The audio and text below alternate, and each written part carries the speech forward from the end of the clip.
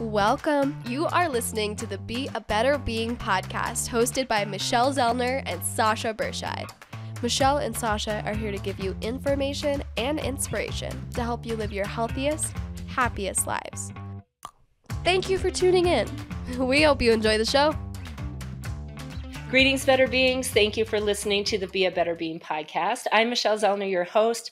Sasha is off doing some fabulous thing, but I think you're in for a treat today because you get to meet Cara Kelley.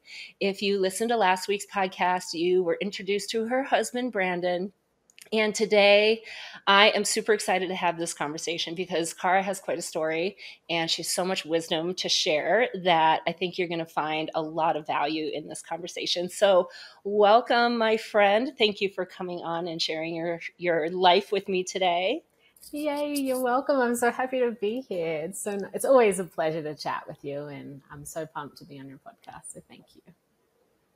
Well, it is definitely my pleasure. You know that when Brandon and I reconnected, it's been a few years ago now, but when he first told me I met someone, I was like, oh, I can't wait to hear about this girl. And then when I just saw him talk about you, I could not wait to meet you. And then when I met you, I was like, oh yeah, this all makes total sense. And wow, is he lucky. So let's just give a little context, tell your backstory, and then we will progress through the conversation to lead us up to what you and Brandon are doing today. Well, thank you. That's so kind of you. I don't even know where to start. Like, do you want to know the story of how Brandon and I met? Or do you want to know, like, what part of the story do you want to know?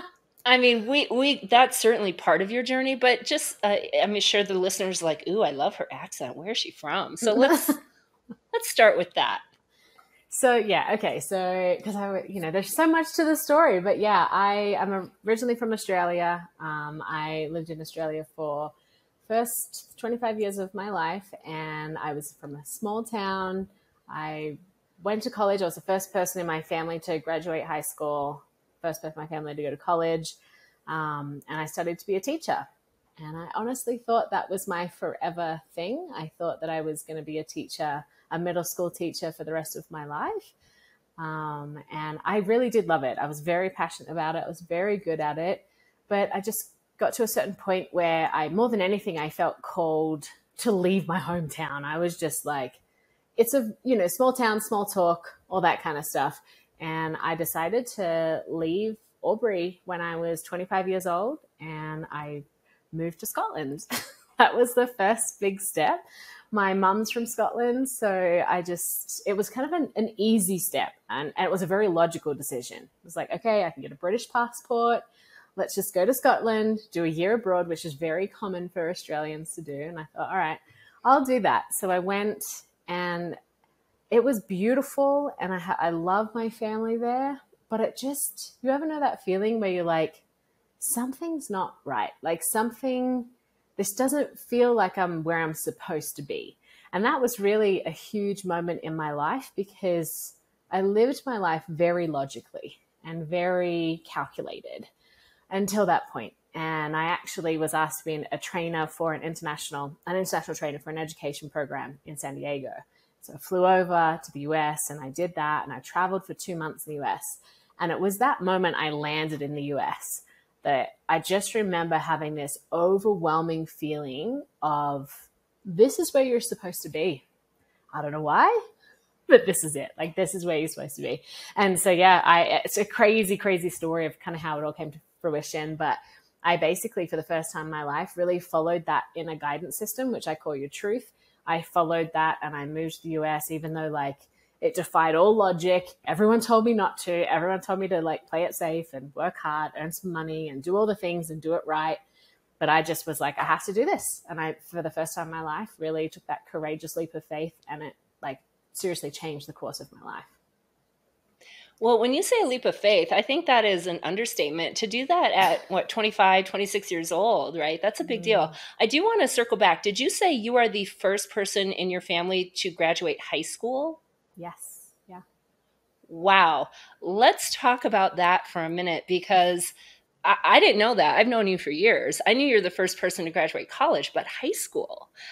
How is that possible? I mean, your parents are, well educated, I thought. I mean, well They educated are, people, yeah. or yeah. So tell me a little bit about that. Yeah, my parents they're amazing. My parents are incredible humans.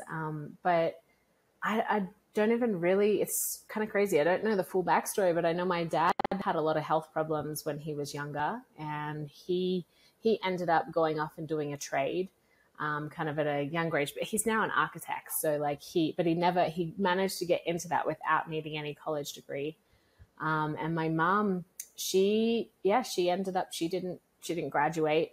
I think that, I mean, she moved to Australia when she was 14 years old, with my grandparents, but I need to ask her more about that backstory, but I don't really know, all the details. I just know that she didn't graduate, and my sister didn't graduate. She actually fell pregnant. Well, fell pregnant is like an Australian way of saying she was pregnant. It's such a weird thing. Brandon was laughing at me the other day because I said fell pregnant. They're like, what? It sounds like you tripped over. And it was like, I fell ill. I'm like, no, it's just like I got pregnant. I don't know. That's so great.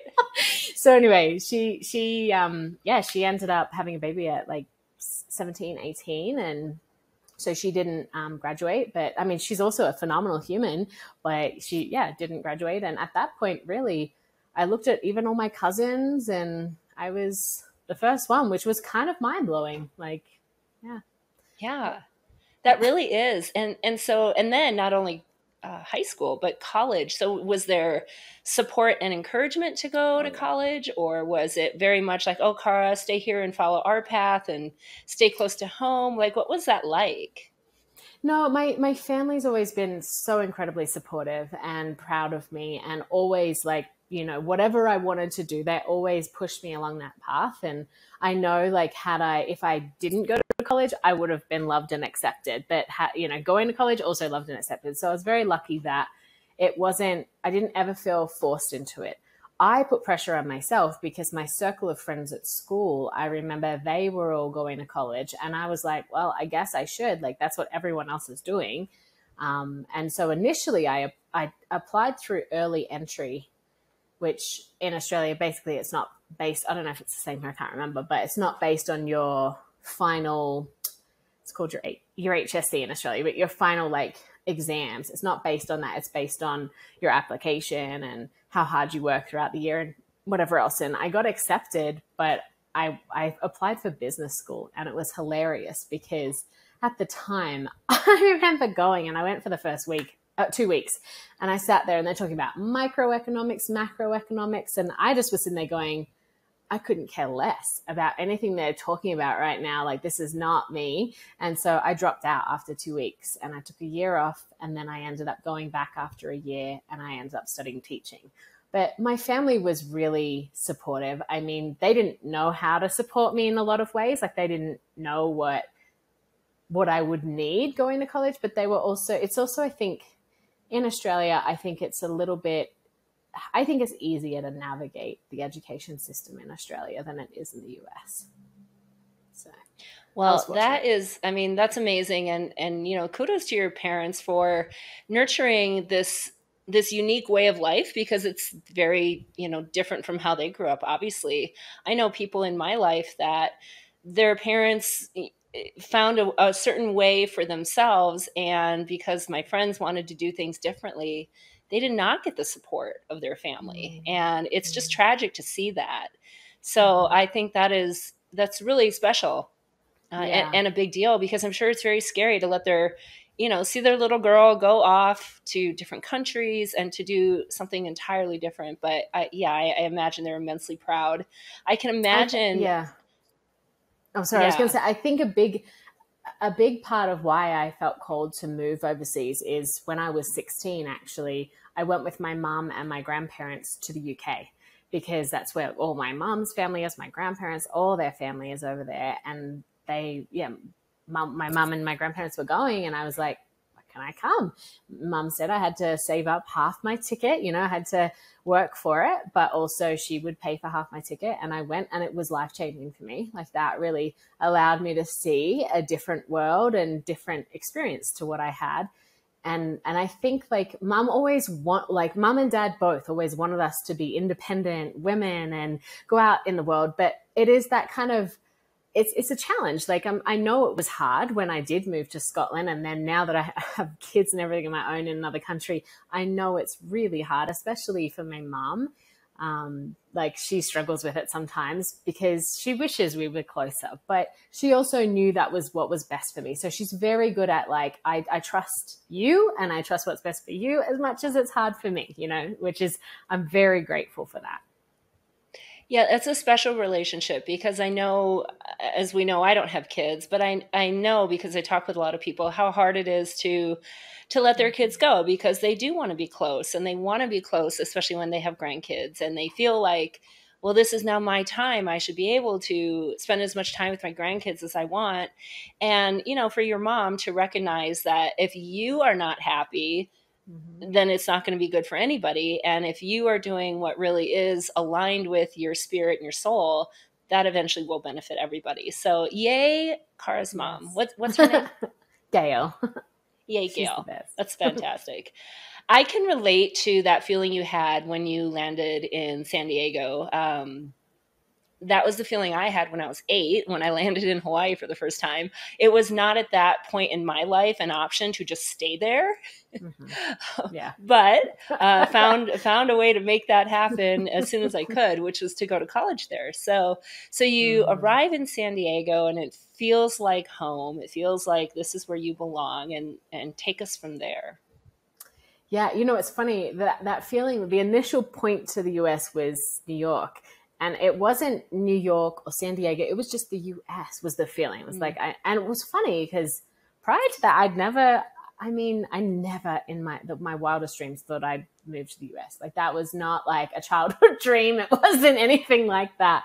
But it just felt like home, you know, everyone was so welcoming, and I traveled for a couple of months across the US at that point, and I just was like, I'm going to be open and see what happens. And I really did have the wildest things happen, you know, those signs and synchronicities of, you know, from one of my best friends, Cassie, who's from my hometown. She actually was born in Aspen, but she grew up in my hometown. She's actually here today, which is crazy.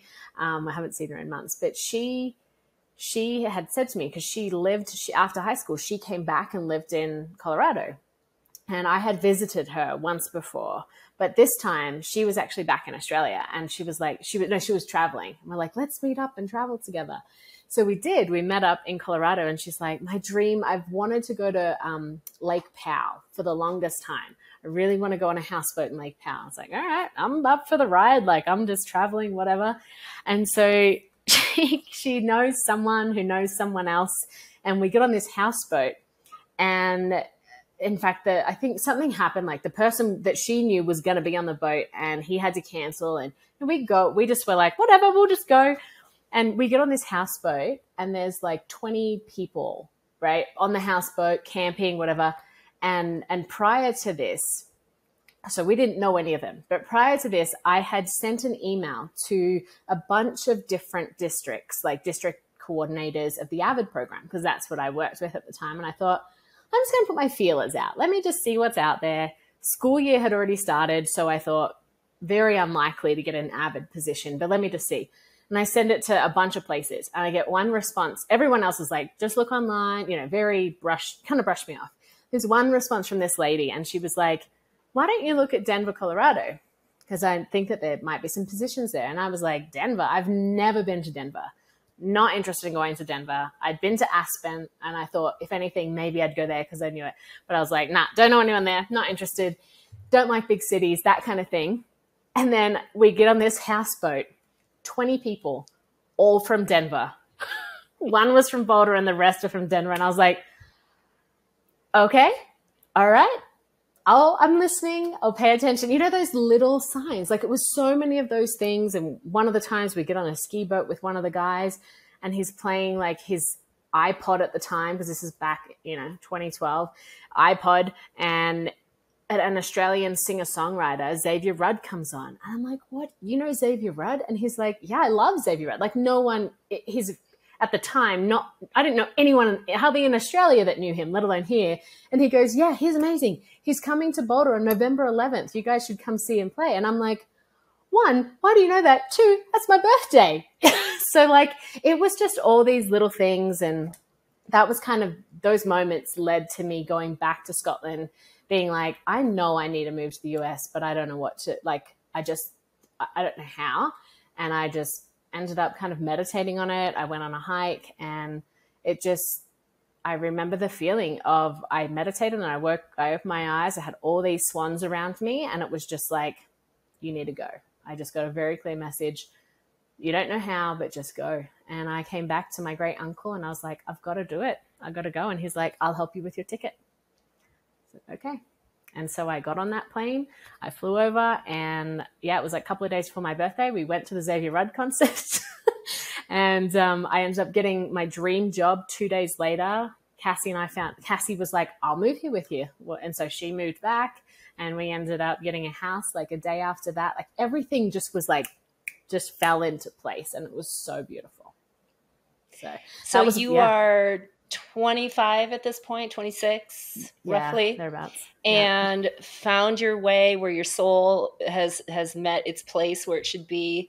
And now you're thinking, what, this is going to be my future. I'm going to make a home here in Denver, continue with the AVID training. Like what was now the plan forward? I really think at that point I was like, I'm just going to enjoy the ride. Like I'm going to keep teaching, and I'm going to get the international teaching experience, which I always wanted. You know, I always wanted to experience AVID, because AVID wasn't in Australia at this point. And I always wanted to see how we could implement AVID in Australia. And so, wait a minute, I'm telling a lie. It was in Australia, because I helped start it in Australia before I left. So we started it in Australia, but I wanted to see how we could make it even better in Australia. But I needed to understand the American education system a little bit better to see what was like the same, what was different. So yeah, I really thought I'd just stay and work, and then maybe, I don't know, maybe go home after a year or two. And really at that point, once my like 2 years was up, that was another one of those moments of like, what do I do? You know, what now? In fact, I thought about moving to Hawaii. And yeah, I ended up deciding to move back to Australia. So I thought it was by the ocean. I thought that was what I needed, was just to be by water really, and by the ocean. But it turned out it was just nature. You know, any kind of nature really allowed me to really tap in. And I've really found for myself and for other people that we all tap into our inner guidance system in different ways. And it's about finding those things that work for you. And when you know what they are, that's when you can be more intentional in those moments of like, okay, I'm feeling frustrated, I'm feeling stressed, I'm feeling lost, I'm feeling whatever. Let me go back to the core of who I am and find the answers. Well, but first you have to understand where those things are and what those things are. And I would say, for the most part, until we are very tuned into that and self-aware and are actually intentional and wanting to discover that, we wouldn't just know that. We don't just usually stumble upon that experience. So what kind of tips can you give somebody to maybe even help them figure out, like, oh, for me, is it being by a tree? Is it being by the ocean? Is it maybe sitting on a rooftop in my city? Right? What can you tell somebody, maybe if they don't even know where that is for them, or when they should be kind of intentional about tapping into that? Yeah. What I do with my clients is I have them first identify a moment in their life where they were in tune with that. Like where, you know, that, and it can be something very simple as like their gut instinct. Like everyone remembers moments where my gut told me do this or don't do this. And we can all identify moments where we did it or we didn't, and the things that happen. And so I encourage all of you that are listening to identify a time where your gut instinct, whether it was in a relationship, like it could be that you started dating someone and you had this like feeling of they're not my one, they're not the one I should be with. And it can sometimes happen in that initial meeting, and sometimes it can happen later on. There's things that, and you just get this feeling of something's off. So where did you hear that? Like, what were you doing? And, you know, how can you tap into that and finding, like, so really paying attention to that moment and then finding a few examples and seeing what you were doing, where you were, how you felt it, and then duplicating that, like doing that, recreating that in those moments. Because sometimes it could be that you're just driving. Like it might not be anything significant. It's just, but the key is driving, watching, like zoned out, watching a TV. There's certain things that you're doing it's a form of meditation. So if it is, I would encourage you to, if it is driving, it's harder to recreate because, you know, there's distractions potentially. It's really what you're doing is quietening your mind. You're giving yourself some space. So try different things. Try out meditating. Try out yoga. Try out just sitting in nature and doing a grounding activity. You know, just find different activities that you can be in nature. Like just see what works for you to tap in and ask those questions and just allow the peace and quiet of your mind. Yeah. And I think, again, that requires intentionality because we live in such a loud, busy environment. Mm-hmm. You have to choose to step away from that. You have to choose to disconnect from your technology, choose to be quiet with yourself. And a lot of people don't like to be quiet with themselves. They don't like to listen to what's going on up in there. And yet it's only when you actually hear what's going on up in there that you can discover some things and maybe find some answers, gain some clarity to help you focus and turn direction in a different way. Mm-hmm. Let's go back to follow your truth. So this message came, follow your truth. You got the tattoo. So what is follow your truth? What does that mean? And how do you apply that in your own life? So yeah, I want to kind of touch on real fast what you were just saying. And I think that's really important is it is hard to quiet our mind. And one of the most powerful things I've ever heard that I use a lot is, how do I know what I think until I see what I write? So writing is such a powerful tool. Asking yourself questions, and if you don't have a mentor, if you don't have someone to ask you those questions, just asking yourself the questions of, what does my body need right now? What do I need right now? What is the answer to whatever question you have? Like, what are my fears? What am I scared about? What do I truly want? Like, ask those powerful questions and see what comes out when you write, because we spend most of our lives in our mind and it just circulates. It's the same thing over and over. So I just wanted to add that in. But yeah, follow your truth. Follow your truth to me is, your truth to me is your intuition. It's your inner guidance system, your gut instinct. It's that little inner knowing that you have. There's lots of different ways you can describe it. For some people it's God, their faith, right? But it's that inner knowing that we have. And I now live my life so in honor of that. You know, if my gut tells me not to do something or to do something, I do it, to the point where I tell people my gut says no. And I had a very hard conversation with someone recently about this. That was my husband's friend that I had to honor it. It was like, my gut says that you and your girlfriend can't stay here. And it created, because this person was used to abusing, really, I'm going to say it, but abusing boundaries and walking all over people and getting his own way. And when I came in and said, I'm sorry, I don't have reason. My gut just says no, and I'll help you. I'll do anything I can to support you. And you can have boundaries and still be loving and kind and generous. But that was so important to speak that truth, right? Speak your truth and speak what was true for me, rather than past Cara, 10 years ago, Cara, I would have been like, oh no, it's okay. It doesn't feel right, but it'll be fine. We'll just let them stay and then they'll be gone and it'll be okay. But that's how I live my life now, is in those, and often it's tiny moments. It's not necessarily moving across the country, right? It might just be, you start driving to work and you have this little inner voice that's like, you should take a different path to work today. Turn here. And then lo and behold, you missed an accident that was just down the road. Or, you get that voice of, you should call Aunt Mary.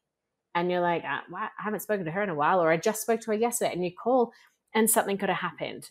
The amount of people that tell me, man, I had that moment and I didn't call and that person passed, is mind blowing. It happens all the time. And so that's what I mean. It's those little, the little inklings, the little voice. It's really honoring that and speaking it, living it in every way of your life. And in your experience working with clients in your own life, what are the reasons that people don't follow their gut and go with their intuition? Fear. I mean, the number one thing is fear. It's also we're very conditioned. Like I said, for me, originally was conditioned to make decisions out of logic, especially big decisions. Some of the little ones, we kind of just brush them off. I think we're taught out. I really truly believe every child is in tune with their intuition when they come into this world, and it's conditioned out of us. And so those little moments, sometimes we brush it off because we're like, oh, whatever, that doesn't matter. We just and we numb ourselves, kind of like you said. We, first of all, numb ourselves from hearing our intuition. So it's about peeling back and being able to hear it, first of all. And then that's it. One of the biggest things is why people don't follow it is fear. It's fear of judgment. Like, it's fear of the unknown. It's fear of, failure. It's fear of success. Like, there's so many reasons why, like, if you're going to move country, like I said, if I logically looked at it, and I did look at it, I wrote down all the reasons why I should and shouldn't go. And the shouldn't go list was far longer and more significant than the should go. And so we're conditioned to make decisions like that of like, no, I should wait and, save my money and get the job first and all those things, because we want that safety and security. But safety and security really is kind of an illusion. Like, you could lose your job like that and you just don't know what's coming.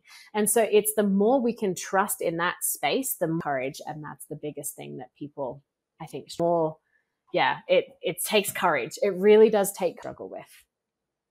Yeah, and expectations too. Yeah, I was just going to bring into expectations and perfectionism. I think those are two big ones as well.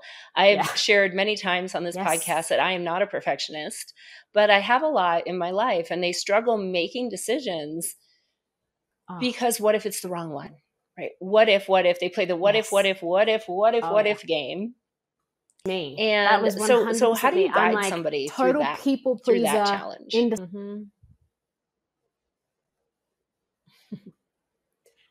Oh, that was decisive. I like that story of being indecisive.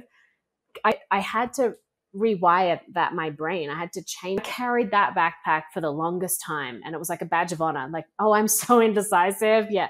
But I changed that story. And so that's with my clients. I do the same thing of like, one, like telling yourself the story that you are decisive. Which bread do I want to buy? Holy cow. There were moments in my life where, and practicing it in the smaller moments. So when you're at the grocery store and you're like, I would stand there.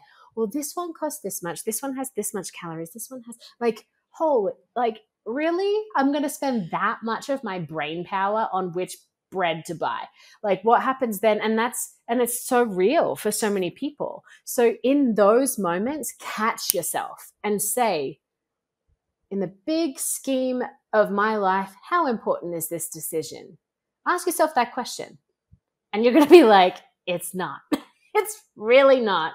And then you say 3, 2, 1, make a choice, right? And just holding yourself to that. The more you can practice it in those smaller moments, when you get to the bigger moments and confirming, like, it's really about building self-trust. Like, that's the more you can build self-trust, because often the reason why we become indecisive is that there was a moment in our life where we made a decision and we felt it was the wrong decision, right? And it could be your truth maybe told you that not to date this person, and you went ahead and dated them anyway. And so you've had an experience that's confirmed that you can't trust yourself. And so it's about creating a new story and finding new situations to confirm that you can trust yourself.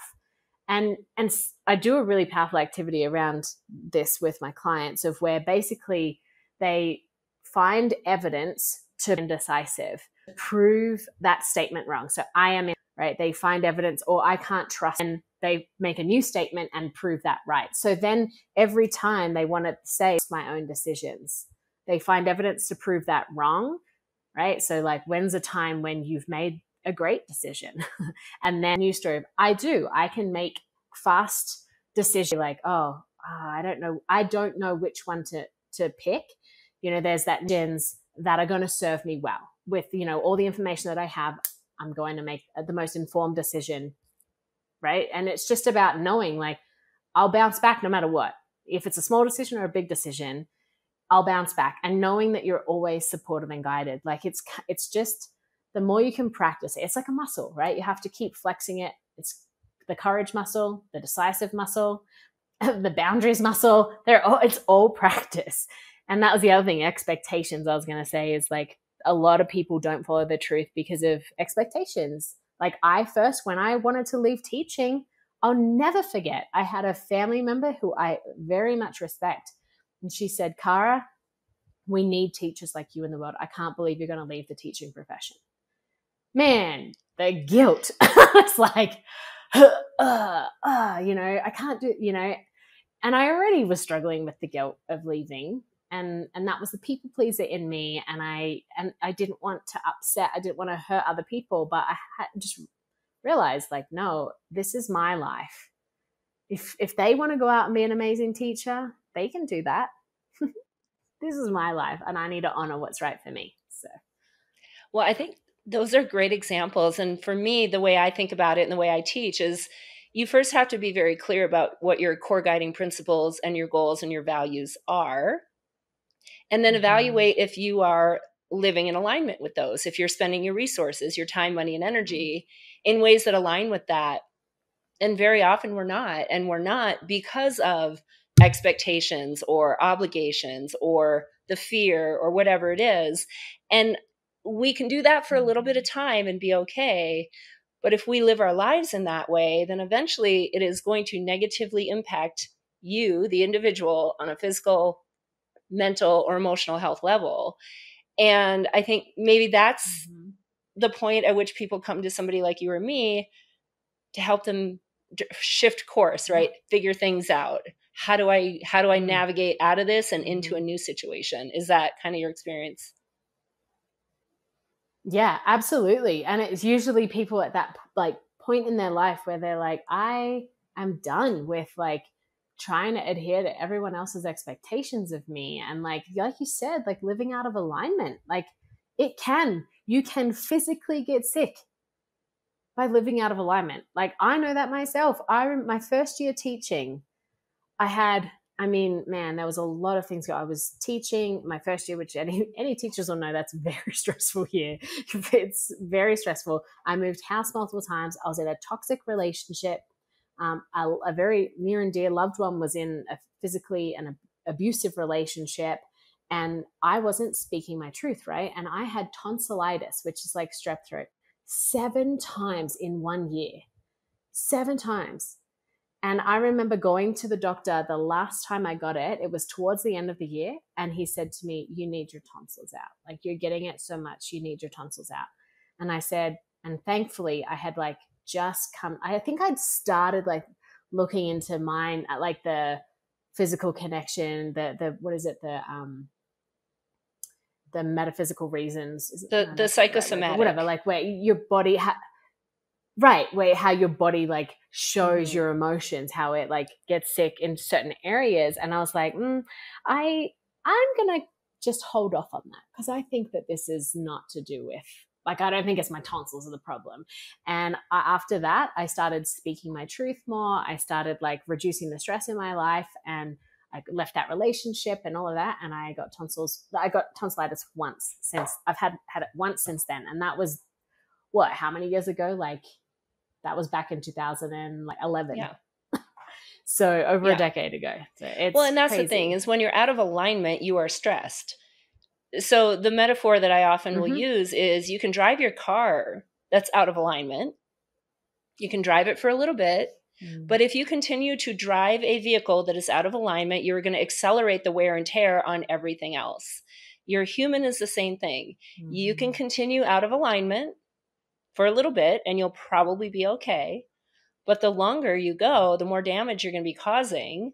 And then eventually you're going to probably want to correct all that damage. And now we have a lot of hard work. So much better to just find your alignment and start living it sooner rather than later.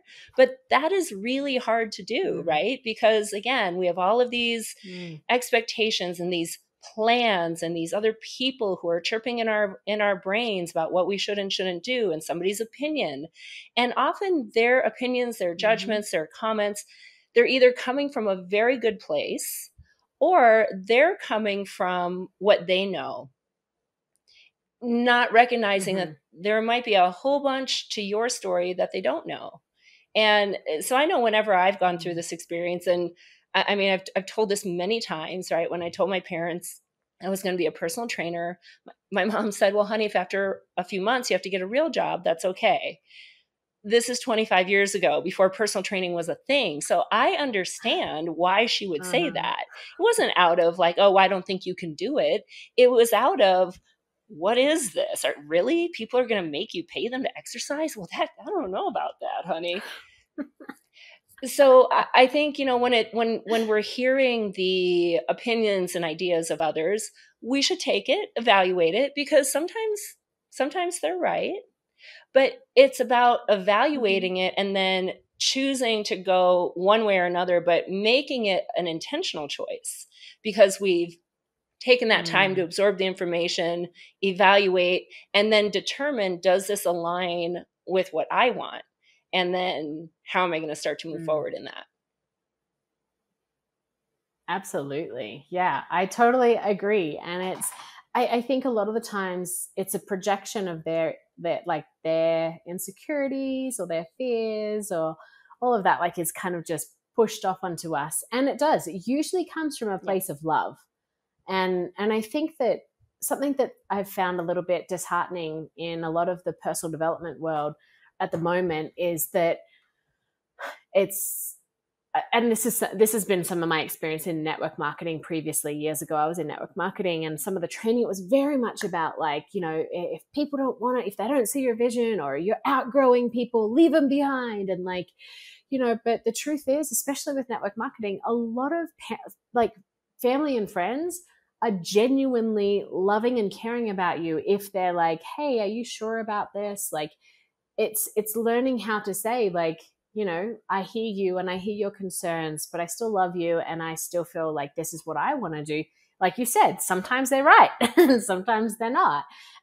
It's just being able to hold space for that without like having that knee-jerk reaction of like, well, you clearly don't support me. Like, I think that we need to get rid of, like, abandon that. And even just like the whole, we've got to leave them behind. I'm outgrowing everyone. Like, there's going to be some people you outgrow, but why not? Like, let's all uplift each other. Like, if you're learning something, share that knowledge and keep the door open, because they may come to you. Like, what's your mom like now about your personal training? Well, my gosh, of course, they're very proud of me, and just, she's my biggest cheerleader and has been for a very long time. It didn't take long for her to realize, like, okay, this is a thing. And we know Michelle, if she's decided to do a thing, and she's probably going to do it pretty good. And once it's no longer working out, she'll figure something else out, and that is, I mean, that's my mom's nature, because she is that person in our family as well, which makes it even funnier that comment came from her, because she is the risk taker. She's the one who does things differently in the family. So it's just still, it's a joke, and we laugh about it. And I think for me, and I adopted this belief a long, long time ago, that there are no wrong decisions. Whatever decision you make is the one you're supposed to make. You're either going to successfully execute and fulfill whatever intention it is and the thing that you were striving for, or there is going to be a lot of opportunity to learn along the way. So if someone says, well, I followed my gut and it was the wrong choice, or it was a mistake, how do you address that with them? Oh, yeah. This is like one of my favorites, because I agree with you so much. I always say to people, if you think you're making the wrong decision, like, you just can't. It's going to come back. Like, if you quit a job, let's say you think your intuition's telling you to quit a job and you quit. If that job's meant for you, that job will still be on the table and they'll take you back, right?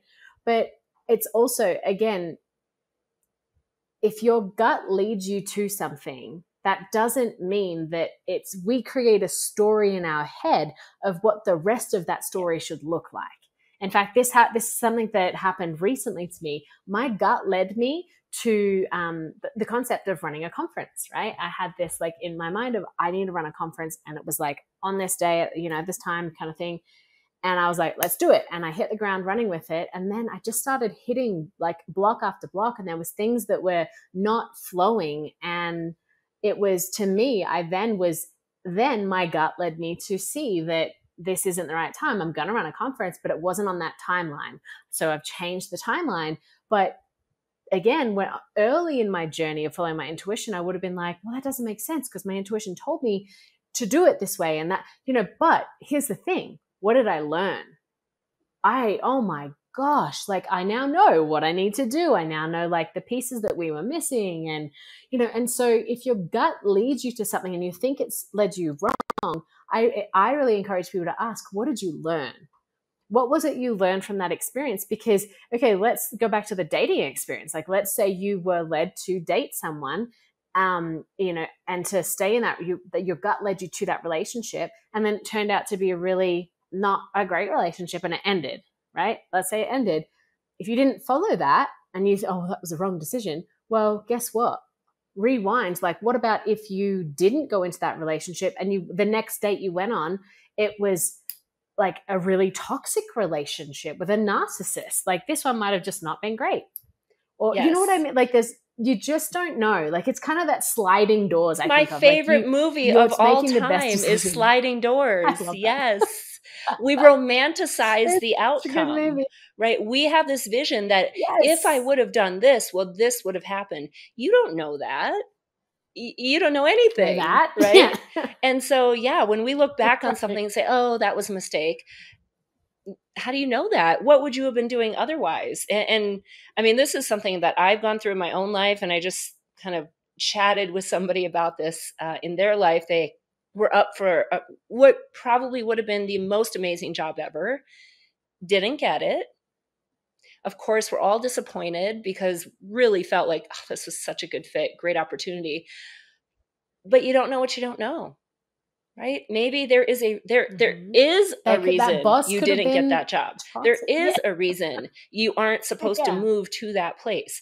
You might never know what it is, but there is a need in us as humans to understand and to have the answer. And I embrace the idea that there is no rule that says we are supposed to, and we're going to understand everything, and we're going to have an answer to everything. You might never. And I think it's so much of it is about the perspective that we choose to take if things go one way or the other, and just adopting that belief that there are no wrong choices, there are no wrong decisions. Whatever is happening is what is supposed to. And this is serving me, like the decision. Whatever path I take is serving me in the best possible way. And the more you can affirm that, even when you do go through hard times, because no one told us life is going to be easy. There's always going to be challenges. Like, it's not about this being challenge free. It's about feeling in alignment and it flowing as much as possible. And I like to see it as it is the path of least resistance. It doesn't mean it's a path of no resistance. It's a path of least resistance. This is like, the more you can follow your truth, the more you're going to be on the path of least resistance. Like you said, I love that you asked that question. It's a great. Well, I think it's very much the reason people don't do it, right? Because there's always that looking back. Well, what if I find something better? I should have done this. And when you can get out of woulda, coulda, shoulda mode, I tell you, you will live a life of freedom when you can stop living your life in the past about what you should have done or what you could have done or what should have happened, because you do not know. And to pretend that we do is, again, it's an illusion, very much so. You are definitely navigating your life, but there are always going to be directions you can choose.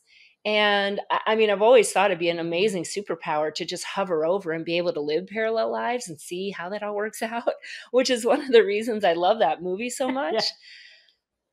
But, that's the thing. And to your point that there are going to be challenges in life, I can't tell you how many like stress management and attitude of gratitude trainings I teach. And people always say, well, how do I stay positive in the face of such challenges? Well, your attitude is your choice. negativity is normal. It is rooted in our survival. So to be in fear and judgment and woulda, coulda, shoulda, and what if, all completely normal part of human existence. It's your survival mechanism. It's ingrained in all of us. You have to determine if those attitudes and beliefs are helping you. If you think that they are helping you live your best life, then you should stay in woulda, coulda, shoulda, it's not fair, woe is me, worry, worry, worry mode. You should stay there. If and when you recognize that that is not helping you live your best life, then it is a choice to shift your mindset, a choice to look at things differently, a choice to work hard to reroute the thoughts and the narrative.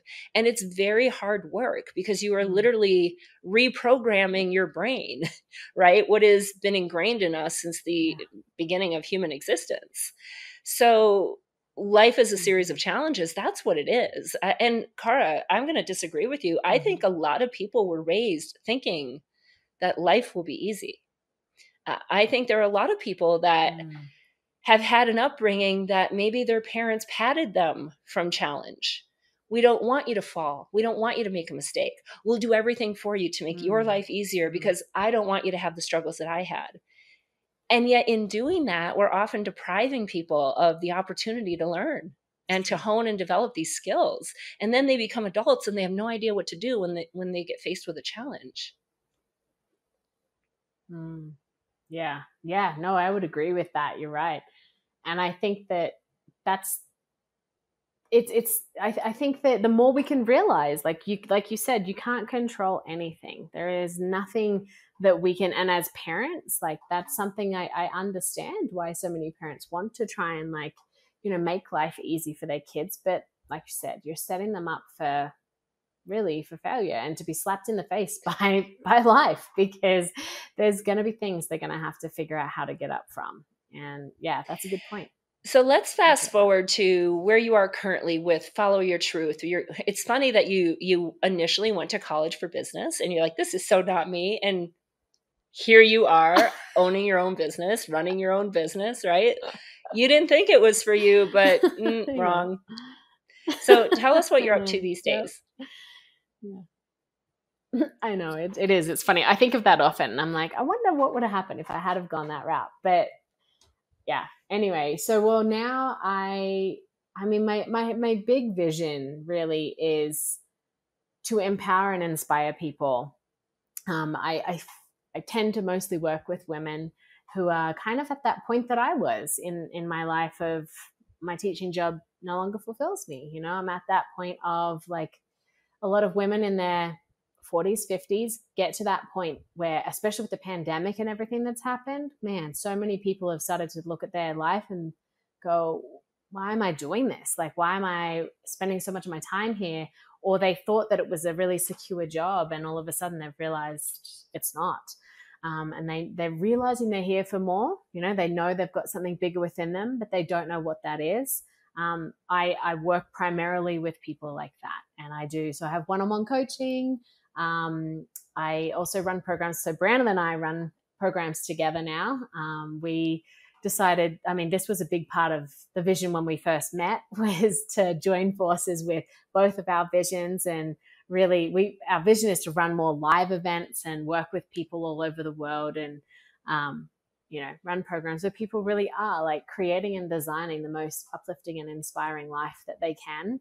And obviously a big part of how I teach it is through tapping into your intuition, manifestation, finding your purpose, all that kind of stuff. So yeah, right now I have a couple of spots for one-on-one, and then there's a mastermind that I'm a part of with 2 other women. This one's not with Brandon, actually. This is only for women, but it's a year-long mastermind. We just started it last month. So that's been really fun as well, to collaborate with some other women that bring all different kind of values to the table and different, experience and knowledge and all of that. So that's been really amazing.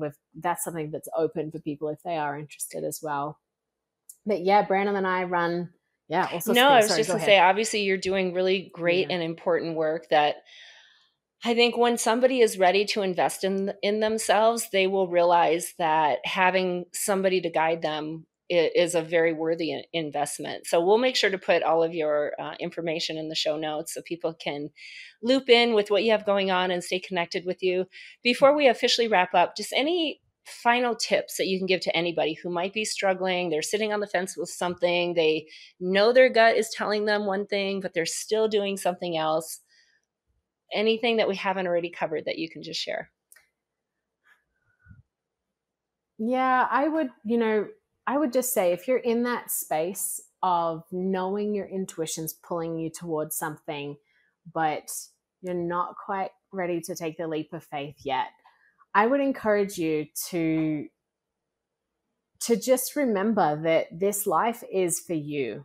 It's not about others. And the beautiful part of when you really do honor and trust your intuition and you take that leap of faith, what's crazy is you're actually helping everyone else. It's not a selfish thing. We often think it's very selfish and that we're going to be hurting other people, or, being a hindrance on someone else. But the more you can step into your authentic self and speak your truth and be your truth, one, you're empowering other people to do the same thing. You're showing them the way. But two, the outcome is actually going to be better for them as well.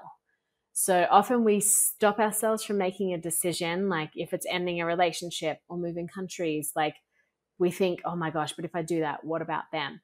Well, you're actually serving them by doing it. So shifting your perspective that this is a selfless thing to do. So I encourage you, take the leap of faith and tell me when you do it. That is beautiful. I love it. We're going to wrap up on that note. Thank you so much for joining, my friend. It's always delightful to chat with you. And everybody listening, I know you got something out of this conversation. So I hope you'll take a little time to sort things out and then go and do whatever you need to do to be a better being. Thank you for listening to the Be a Better Being podcast. Michelle and Sasha hope that what you heard today inspires you to embrace this journey of life with an open mind, a kind heart, and a willingness to learn and evolve. If you enjoyed the content, please help spread their message by subscribing, sharing, and leaving a 5-star review. If you have a show topic idea or would like to be a guest, please visit betterbeings.net and fill out a contact form. Until next time, go and be a better being.